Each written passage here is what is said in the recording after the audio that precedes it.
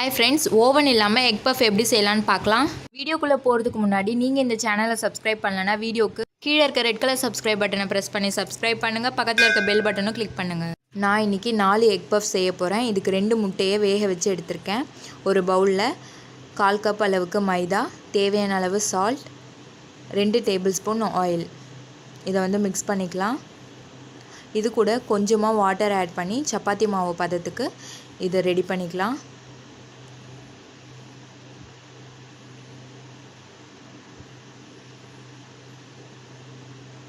இதுக்கு மேலே 1 table spoon oil apply பண்ணிவிட்டு இதை மூடி வச்சுட்டு ஒரு 15 மினிட்ஸ்க்கு அப்புறமா இதை என்ன பண்ணலான்னு பார்க்கலாம்.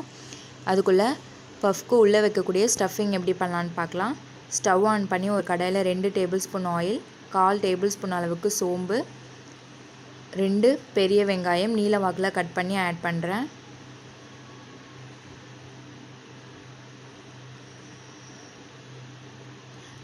ஒரு பச்சை மிளகாய், 5 பல் பூண்டு பொடியாக கட் பண்ணி ஆட் பண்ணிக்கோங்க. தேவையான அளவு கருவேப்பிலை, கொத்தமல்லி, 1/4 டேபிள் ஸ்பூன் மஞ்சள் தூள், 1 டேபிள் ஸ்பூன் மிளகாய் தூள், 1 டேபிள் ஸ்பூன் கரம் மசாலா, தேவையான அளவு சால்ட். இது நல்லா கோல்டன் ப்ரௌன் கலர் வர வரைக்கும் ஃப்ரை பண்ணிவிட்டு ஸ்டவ்வை ஆஃப் பண்ணிடலாம். இப்போ இந்த மைதாவை நம்ம சப்பாத்தி ரோல் பண்ணுற கட்டையால் ஃபுல்லாக ஸ்ப்ரெட் பண்ண போகிறோம். நல்லா ஒரு தின்னாக இருக்கிற அளவுக்கு இதை ரவுண்ட் ஷேப்பில் இந்த மாதிரி தட்டி எடுத்துடலாம். இப்போ இதுக்கு மேலே நான் ஆயில் அப்ளை பண்ணுறேன். லைட்டாக மைதா ஆட் பண்ணிடலாம் இதில். இப்போ இதை ஃபோல்ட் பண்ணிக்கலாம். ஏன் ஃபோல்ட் பண்ணுறோன்னு பார்த்தீங்கன்னா அப்போ தான் நல்ல லேயராக வரும், அதுக்காக தான் ஃபோல்ட் பண்ணுறோம்.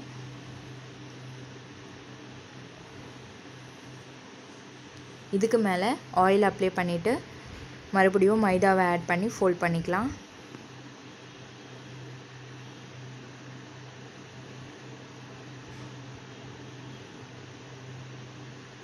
இப்போது இதை நல்லா தின்னாக இருக்கிற அளவுக்கு ரவுண்ட் ஷேப்பில் தட்டி எடுத்துக்கலாம்.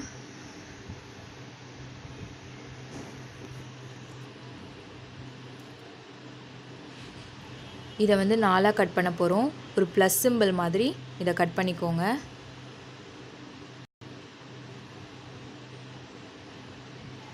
ஒவ்வொரு சிம்பிள் ஒவ்வொரு இதுலேயும் நான் ஸ்டஃபிங்கும் ஒரு பாதி எக்கும் ஆட் பண்ணி ஃபோல்ட் பண்ண போகிறேன்.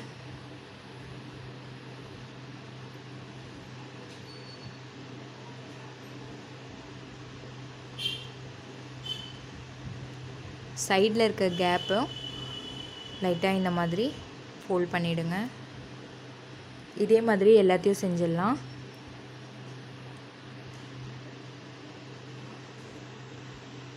இப்போது ஸ்டவ் ஆன் பண்ணி கம்ப்ளீட்டாக லோ ஃப்ளேமில் ஒரு பேன் வச்சுக்கோங்க. பேனுக்கு மேலே நான் சால்ட் ஆட் பண்ணியிருக்கேன். இதுக்கு மேலே ஒரு பிளேட் ஒன்று வச்சுக்கலாம். நல்லா ஹோல்ஸ்லாம் இருக்கிற பிளேட்டாக பார்த்து வச்சுக்கோங்க. இதுக்கு மேலே நான் ஒரு ட்ரையான பவுல் வச்சுக்கிறேன். இந்த எம்டி பவுலை ஒரு 5 மினிட்ஸ் நல்லா ஹீட் ஆகிற அளவுக்கு வச்சுக்கலாம். இப்போ இந்த ரெடி பண்ணி வச்சுருக்க ஸ்டஃபிங் மைதா மாவு மேலே நான் ஆயில் ஃபுல்லாக அப்ளை பண்ணுறேன். அப்போ தான் கருகாமல் இருக்கும், அதுக்காக.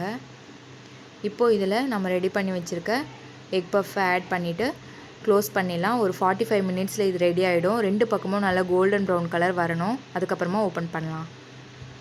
நல்லா லேயராக வந்திருக்கு.